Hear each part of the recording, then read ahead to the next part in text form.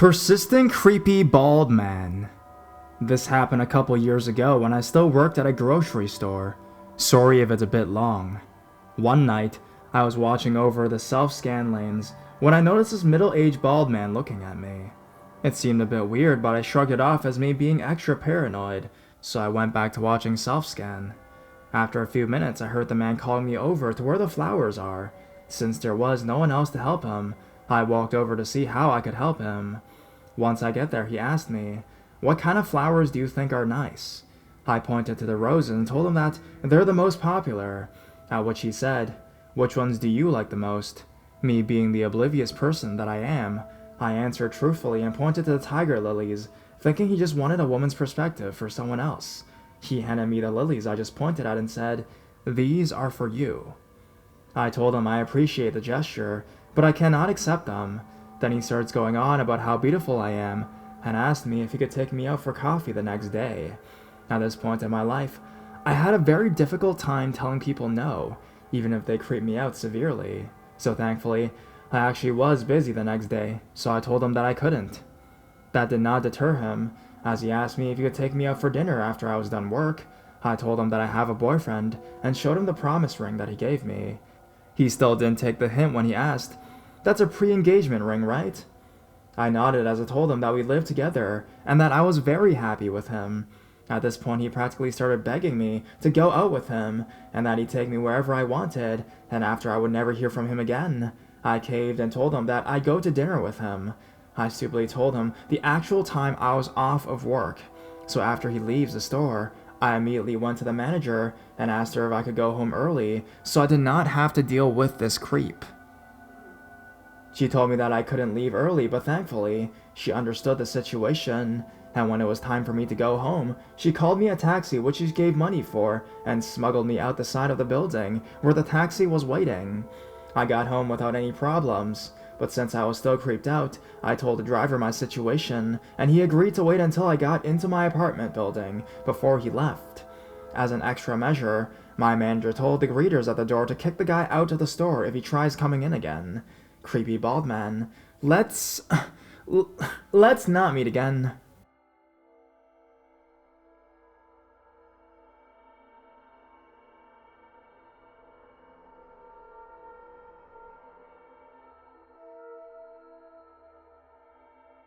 Elevator weirdo.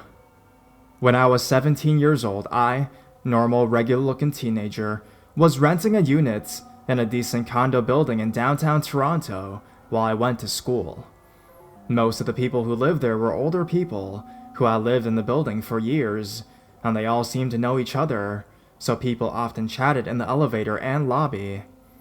Anyways, one time, I'm riding the elevator like normal, and the short bald man about 60 years old gets on.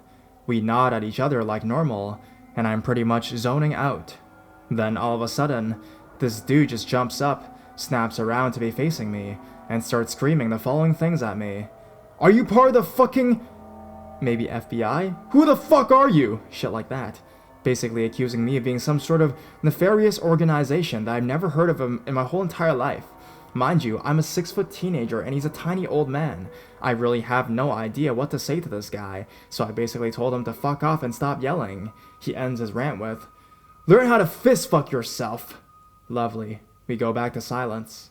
The elevator stops, and another old guy gets on. As if this scene couldn't get any more surreal, the two old guys start chit-chatting. They're clearly old friends. This dude was literally screaming random shit in my face seconds before, was now talking like it was the most normal thing in the world. I am seriously doubting my own sanity at this point. The next stop, the crazy old dude gets off the elevator, so it's just me and the crazy old dude's friend left. I turned to him and asked who his friend was, because he just screamed abuse in my face for no reason. His response? He laughs and tells me, "Yeah, he's like that." What the fuck? The next day I went to the condo office and tried to report him, but all I really had was a description. Old men? There are about 200 of them in the building and a floor, so they basically told me to try to find out his name and maybe they could find out what's going on. I'm pretty sure I never saw him again while I lived there, but it was definitely my most what the fuck moment of my time in that crazy, crazy city.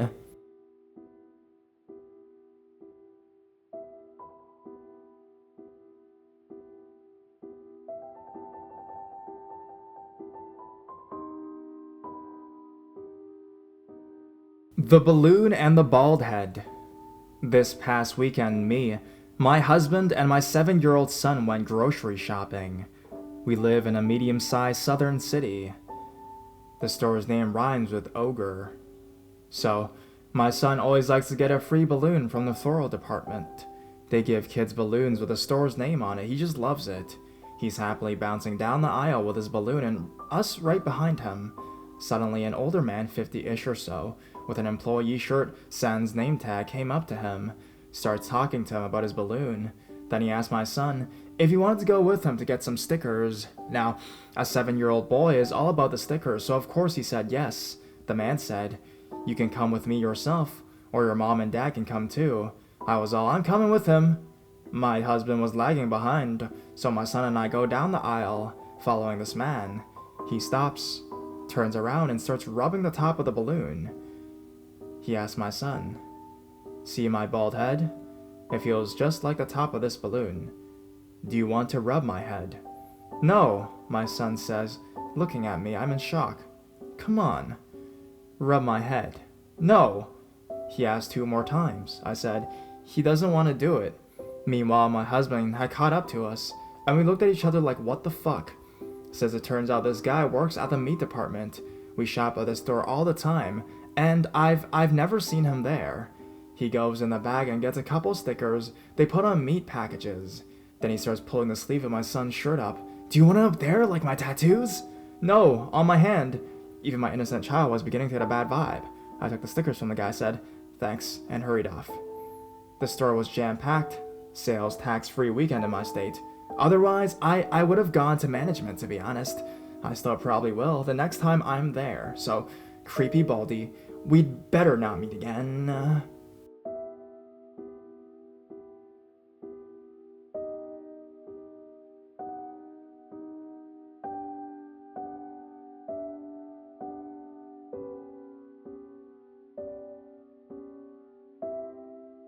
The Urban Shepherd. So, it's important to say that I love reading all your stories from our rural hometowns. Creepy stories typically seem to take place in isolated areas. And I guess there are a number of good reasons for that being the case. Well, this story is not like that, because it takes place in an entirely mundane suburb of North London, in what was once a good area, but has since gone downhill somewhat. We moved into a house when I was around 9 years old. My parents, my cousin, and I. My cousin is 3 years older than me, and had come to live with us after her mother was murdered when my cousin was 10 years old. So she would have been about 12 years old at the time. The new place was small but had 4 bedrooms, so it was a big step up from the teeny house we cramped into before then. The house when we bought it was kind of weird. The previous tenants had been heavily into DIY and had obviously lavished a lot of time and care on his home, but in a profoundly strange way, which mainly seemed to involve constructing shelves, cupboards, and the like out of old caravan interiors. Needless to say, my parents got to work pretty quickly removing his handwork and decorating the place in a somewhat normal fashion. I later found out that our house predecessor had actually died in the back garden after having a heart attack and falling off of his ladder while fiddling with something just under what became my bedroom window, which freaked me out intensely at the time, but which I now think of quite as a fitting end for a mad inventor type. Anyways, besides the uncomfortable proximity of the last owner's death, the house was a dream once we got a lick of the paint on it and installed shelves that didn't slope down at an angle, which precluded using them to actually store anything. The area was a lot nicer than we'd previously been living too. We'd gone from a pretty deprived area with high crime rates to a much more family-friendly neighborhood. The road we lived on was wide and long, and our house was semi-detached with a driveway leading past the side-facing front door and down to the garage. There was a large school behind our road, and our garden backed onto its playing fields, with an alleyway running between the two, which was just wide enough to drive a car down. My cat Titch found this out the hard way when she was hit by a guy out for a drive one evening. My dad found her body in a black trash bag behind our house, and we later heard that the poor driver had been racked with guilt and had gone around knocking on doors all down the street in the hope of finding her owners before he returned her to the spot where she'd been run over. Although it was a nice area with, in particular, significantly less burglary than our old locale, There were definitely a few weird incidences which stand out in my memory of the place. That might be in part because of their infrequency compared to the day-to-day craziness of the old area, where the police once used my parents' bedroom as a base to stake out the cracked den at the end of the cul-de-sac. But I can't claim not to have been freaked out the day I looked out our kitchen window to see a young boy of maybe 7 or 8 years old just standing in the middle of the back garden staring in at me. In fact, I'm pretty sure that incident contributed in no small part to the pathological fear of seeing someone staring in the window that I held onto for years afterwards. Clearly, this is a good subreddit for me to be reading.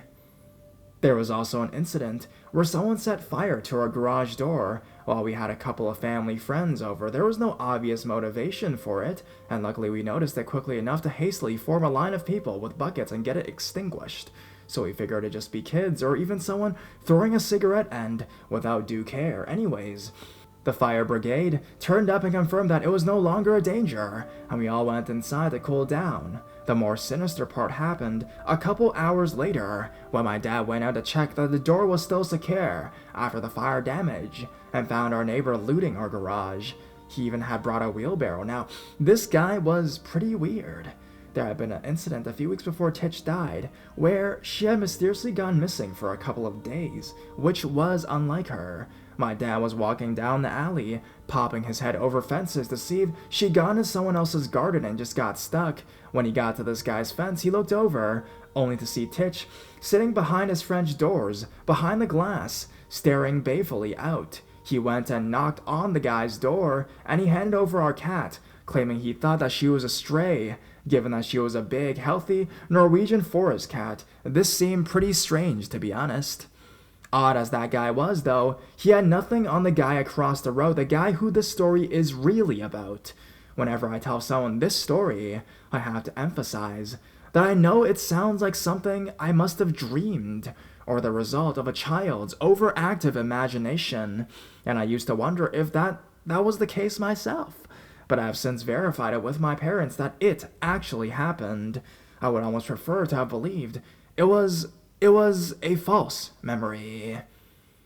The guy across the road looked, to all intents and purposes, pretty normal. He was middle-aged, balding, with a beer belly.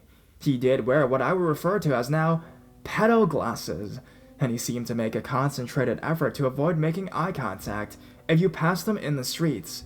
He seemed innocuous enough, though, and we didn't think much about it until the day the horse box arrived outside his house. Now, the presence of a horse box in and of itself wouldn't necessarily be that bad. Although we're talking about a residential area of London, there's an equestrian center a few miles away, and it wasn't inconceivable that the guy was a horse breeder who just had a new box delivered or something like that. It was weird when the horse box was still there weeks later, and I imagine his direct neighbors weren't particularly amused that it was taking up so much parking space. But weirder still was yet to come. I was leaving the house for school one morning at around 7 a.m. in the morning when I saw him across the street.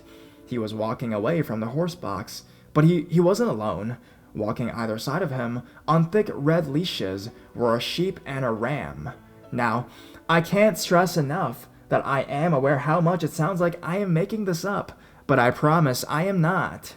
You might be thinking that he just had a couple of sheep delivered for whatever reasons. Maybe he had a small city farm somewhere nearby and had just been waiting for them to arrive so he could take them over there in the horse box. Over the next few months, though, it became apparent that he meant the horse box park outside his house to be their permanent home. I have no idea where he got these sheep, or whether anyone ever confronted him about what seems like to be a quite obvious case of animal abuse. But there he be, every day, walking them up and down the road. He never seemed to let them graze in his garden or anything like that, but he must have been feeding them somehow. But I never saw him do anything with them, but walk them up and down the road, and then back into their horse box. One day, just as suddenly as they'd arrived, the sheep were gone. We figured someone had called the council or the RSPCA and reported him. The people living either side of him must have been getting sick of the smell of farm animal at the bottom of their driveways.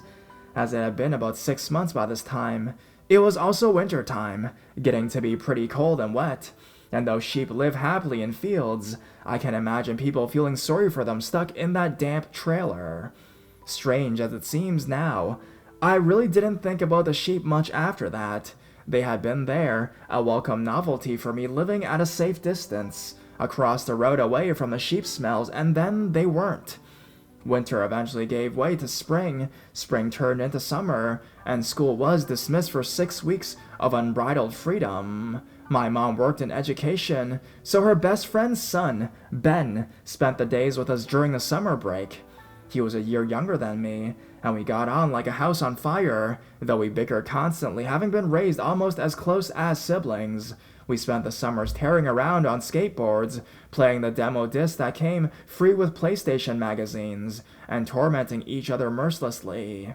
These days I have a pretty self-deprecating sense of humor, but as a child, I wasn't so great at laughing at myself, and it didn't take too much to make me lose my temper. Now, on this particular day, we had been playing swing ball in the back garden, and I got into an argument about whose turn it was to serve.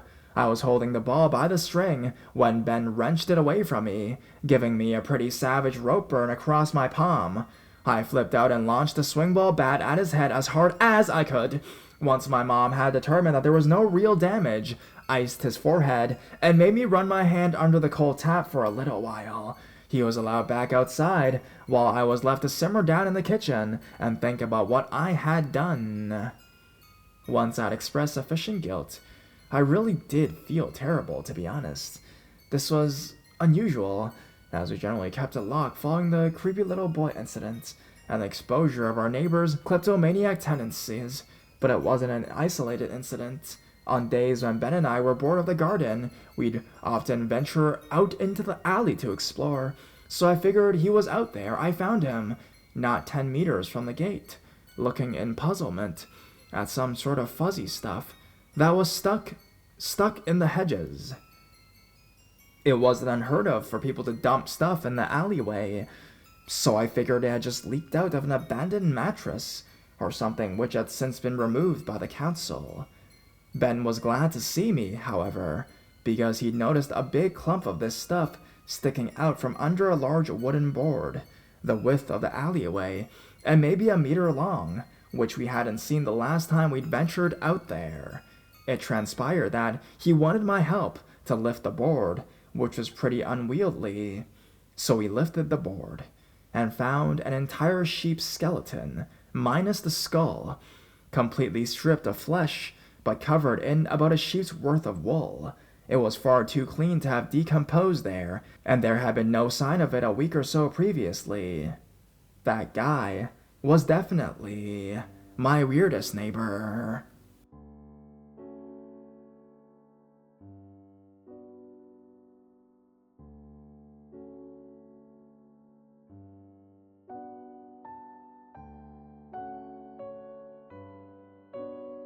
The Tunnel Man.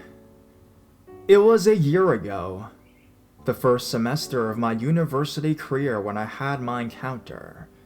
Seeing as my university was in the city, and a good hour-and-a-half drive from the west suburbs of the city, I had no choice but to live on campus.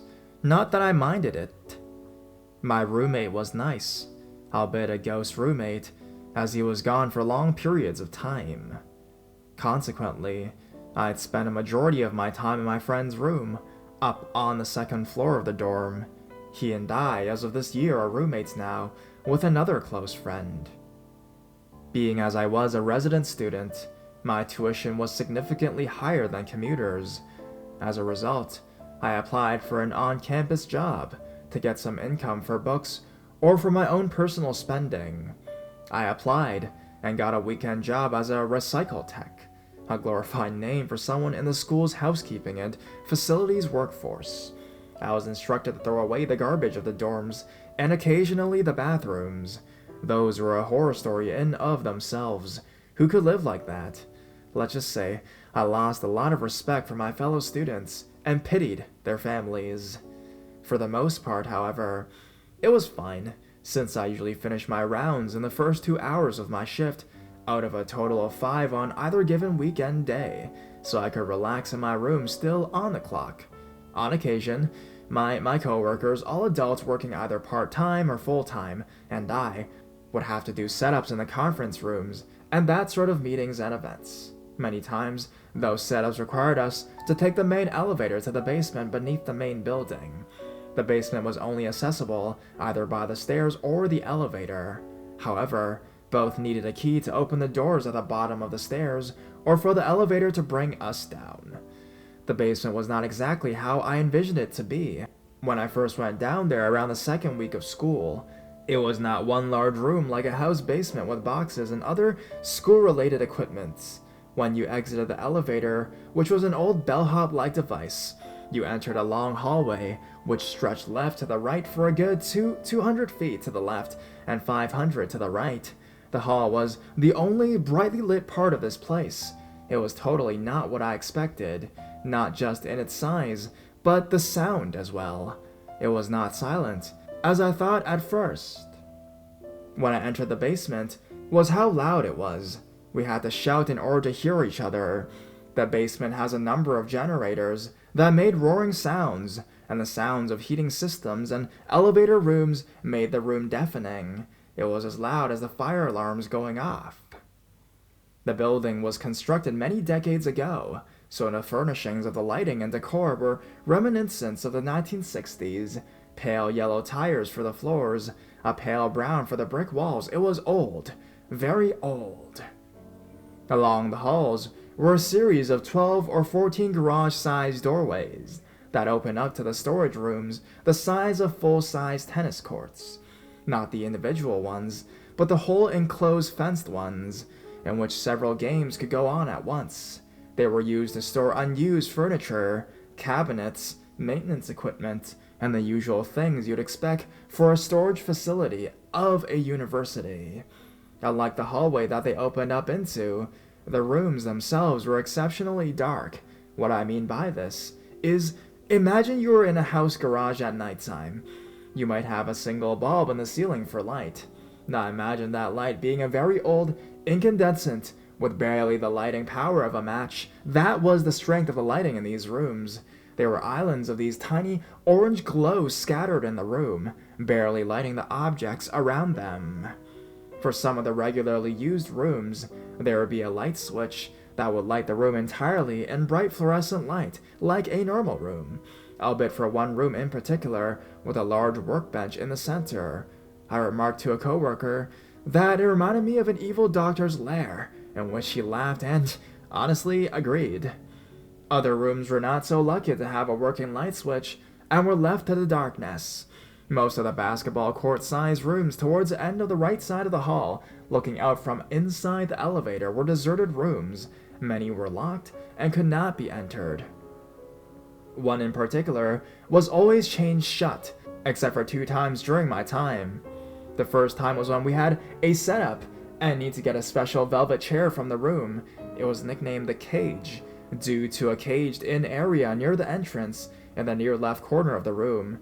It had not been used in several years due to its obsolete purpose of storing furniture, since most furniture was stored in closer rooms to the elevator, so most of the stuff in the room had been there for years, unchanged. The room was also larger than the others from the basement layout map hanging on the housekeeping office. One of my coworkers that worked there for over 30 years said that the Cage was clogged with hundreds of discarded chairs and sofas. It was a trek just maneuvering around them. The first time I saw into it, poor light casted silhouettes that spooked me from my peripheral vision. But since there were other people around, I felt at ease. However, the second time I saw that room, I was not so lucky. One day, I had to go to the basement to check on inventory on the amount of round, collapsible tables for a setup later that day, alone. This got me flustered. My coworkers, who I had friendly relations with, teased me and said it was sort of an initiation into the housekeeping service at the university to go work down there alone. It was late into the semester, and the weather was now cold. It was dark outside, almost like night, when I needed to go down there. Entering the basement with a clipboard in hand and a small pocket flashlight, I went to count the tables in the room closest to the elevator. I felt so paranoid when I was counting. I just wanted to be done with this and back up to the surface. About 4/5 of the way done, I got a phone call from my supervisor. He asked if I could bring up 3 tables. I happily obliged and quickly hauled 3 tables onto the moving cart. For whatever reason, as I waited for the elevator to come down from the 4th floor, I decided to explore. The absolute paranoia and fear must have given me a fake courage. Walking into each room, I noticed nothing out of the ordinary, just more equipment and tools and workshops in the rooms. When I went into each room, my fear slowly began to vanish as I got used to exploring the deafeningly loud and dark rooms. Occasionally, a loud and sudden noise from the generators or boilers made me nearly piss myself, but it soon made me laugh in exasperation. Eventually, I made my way to the cage, skipping the several locked rooms I could not access. I exhaled and walked in, trying to desperately see with the little flashlight in which I had with me. Taking my phone, I turned on its flashlight app and found myself slightly more at ease. The room was indeed like my coworker had said. It was like dodging and weaving. If a killer was down here, I'd be screwed trying to run away. I just couldn't in this room. Pushing that thought away, I reached the end of the room, about a basketball court away from the entrance to the room. It was at the back of the room that I noticed that the room did not end there. In the corner was a corridor that opened up to a second room hidden behind a really old bookshelf that did not look like it had been moved in a long time, since I had to wiggle it from the hard crust around its base.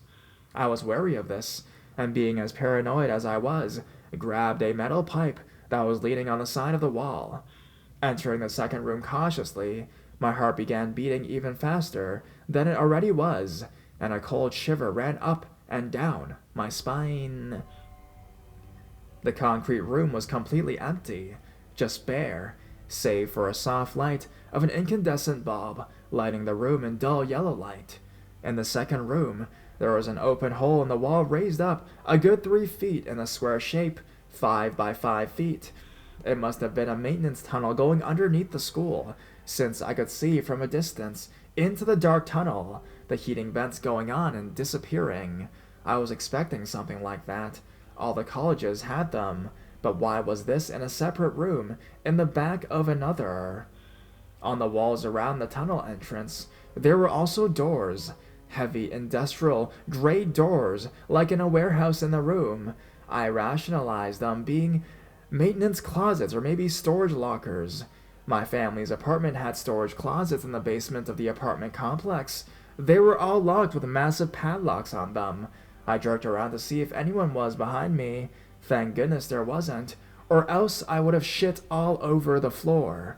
However, when I turned back and got closer, my blood ran cold.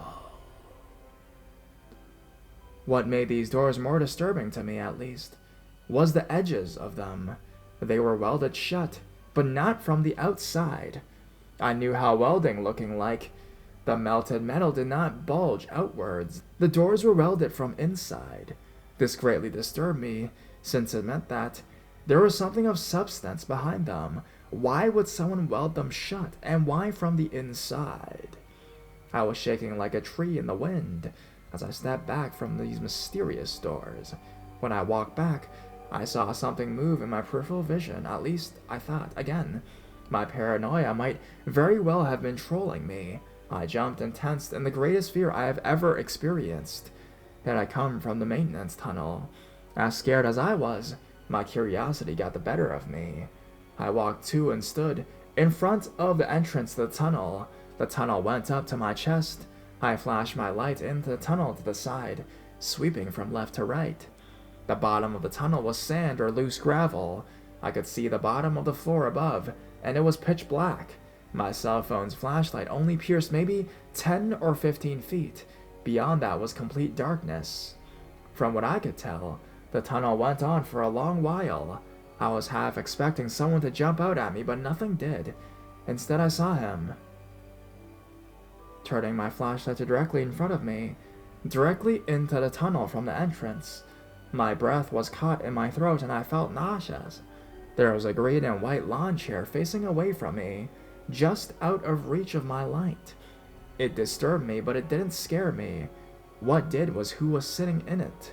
A large figure, pale skin, wearing a flannel shirt and jeans, was just sitting there, perfectly still and facing away from me.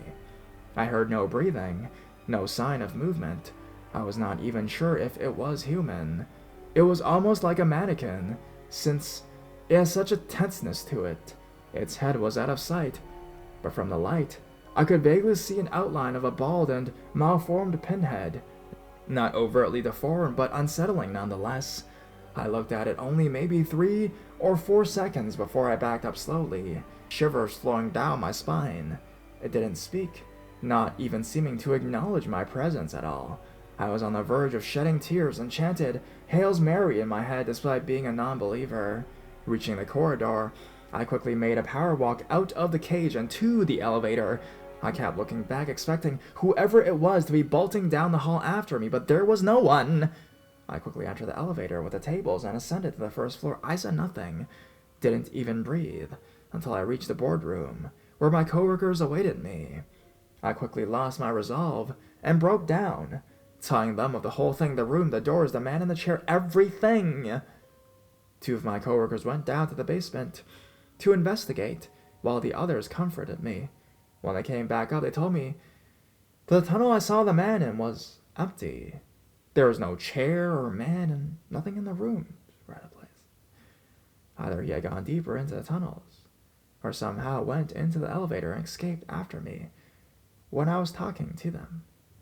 They called public safety and did a sweep and found no one or even any evidence of it.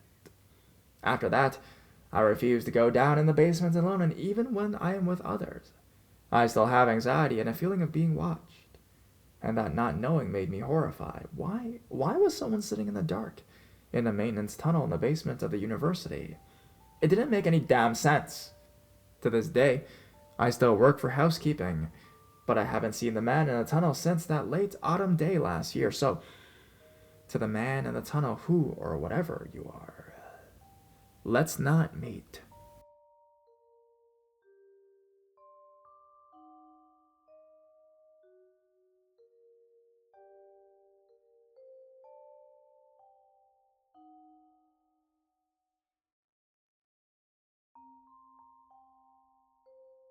Creepy bald man. This is my first post on Reddit, and I'm typing on my iPad, so please be nice. Back when I was about 12 or 13 years old, my best friend and I had just bought these clear inflatable bubble backpacks. We thought they were so cool and decided to fill them up with lip gloss, hand mirrors, and other teen girly things and go for a walk to the high school and climb trees. It was a weekend, which was just around my block.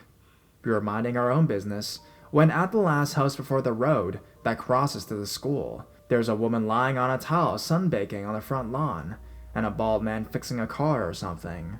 They were what we refer to as pharaohs in Australia, lower class, dull bludgers, and quite possibly drunk or on drugs in the middle of the day. The man walked up to his fence and stopped us to ask what we were doing. We said we were going for a walk. He then saw our bags and asked to have a look. My friend was definitely not going to hand her his, and I didn't want him to get crazy, so I took mine off and showed it to him. For some reason, he took a deep sniff of it and then told the woman, "Hey, look at this." I was pretty weirded out and sure he was gonna steal it, but he handed it back and said it was getting dark and that we should probably just go home. I said, yeah, okay, even though it was not close to dark yet. We continued to walk on in the same direction, still heading for the school, walking very fast. He leans over his fence and yells, "You're going the wrong way!" At this point, we bolted and turned down the alleyway right by his house instead, and ran back to my house. I remember I was wearing some kind of wedge shoes and twisted my ankle. We didn't look back, so I'm not sure if he attempted following us. When we got back, we didn't tell anyone. We thought we'd get in trouble with my mom. Maybe a week later, the same friend of mine was over again. This time we were walking to another friend's house, who lived in the street behind me, and at the end connected to the Bald Man Street. We were going to put a fake love letter in our street's letterbox for a joke, but we realized he had seen us and started chasing us on his bike, so we ran into the back of an empty house. When we emerged about 10 minutes later, We started walking back to my house. We heard someone yell, "Hey!" We turned, and Bald Man was at the end of the street with what looked like a massive knife. We never ran so fast before back to my house, which is when we told my mom, finally. She didn't seem too worried. I think she thought we were making some of it up, to be honest. But she told us not to go near those streets anymore, and we didn't. When I started high school after that summer, I'd have to walk past this house to get there. I'd be with my friends, though, and I don't think he recognized me, but he'd sometimes say things to us, like a junkie does. Anyways, one day, they were just never there anymore. We found out later that he was on the run from the cops because he snapped some guy into a coma. He had painted a stolen motorbike, too, to try and hide. I was so freaked out when we heard about it because of the incident I had with him, where I saw he had a knife. We could have been stabbed.